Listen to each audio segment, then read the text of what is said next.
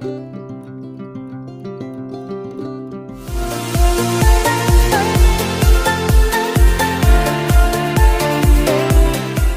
I got a great video for you today, just a short one, but I wanted to show you this incredible view. Sorry the sun's out, but you see all the mountains. Everything is green and beautiful here at the campground. So just some food for thought. So you think you want to become an RVer.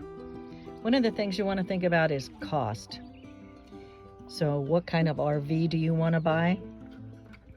So do you want a fifth wheel? Do you want a travel trailer? Do you want a Class A motorhome or a Class B or Class C motorhome? So you have to take that into consideration, the cost.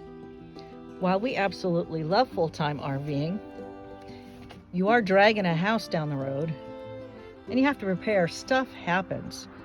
Our first year was kind of tough. We had a black tank break. We had a slide motor go out. Just you're dragging a house down the street, so stuff happens. But you just go with it. We've been full-time for 6 years. Would I trade a thing? Probably not. It was tough the first 3 months. I missed my ranch. I missed running the animal rescue. And I wasn't sure how my dogs were going to do going from a horse ranch to an RV. There's Trini.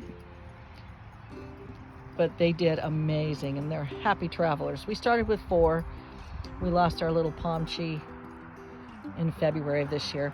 But there's some things to take into consideration. You know, where are you going to get your mail? For us, when we left California, we went to South Dakota and became South Dakota residents, have our vehicles registered there, and we have to go back once every 5 years to renew our driver's licenses. And we set up our mailbox there. So our mail goes to South Dakota. And when we want our mail, if we're parked somewhere stationary, I can have it sent. I set it up myself on the computer and have it sent. So that works out great. We do absentee voting, which makes it nice. So many things to consider. I think the hardest thing for me was being away from our kids and grandkids. But when we lived in the same state, we didn't get to see them very often anyways, because they're doing life. So we probably would have done things a little differently. We bought a big, heavy fifth wheel the first go round, and we hauled that cross country about 8 times. And then we bought a smaller travel trailer just till we figured out what we wanted. And now we're in a Grand Design Reflections, which we love.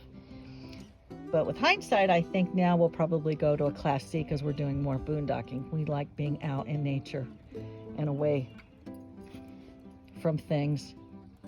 But this view never gets old. The trees are all leafing out. It's just amazing. And we have deer that come through. We had a bear in the tree a couple of years ago. Raccoons, you name it.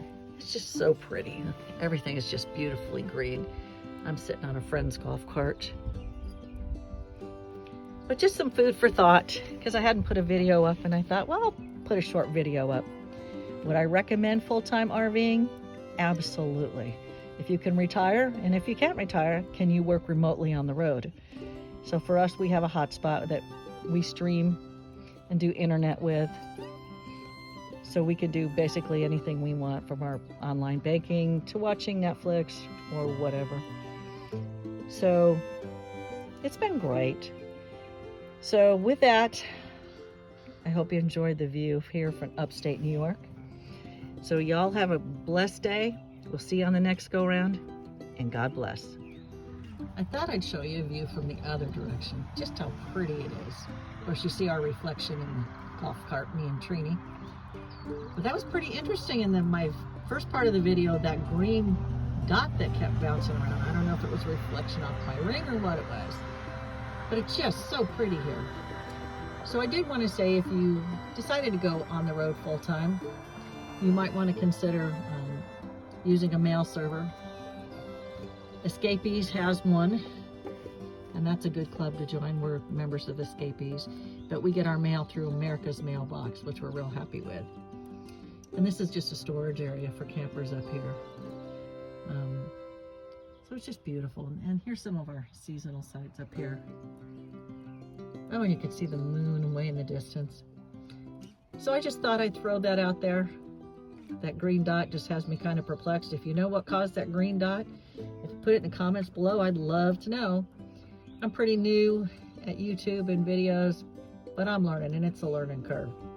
So y'all have a good night. We'll see you on the next go around. God bless.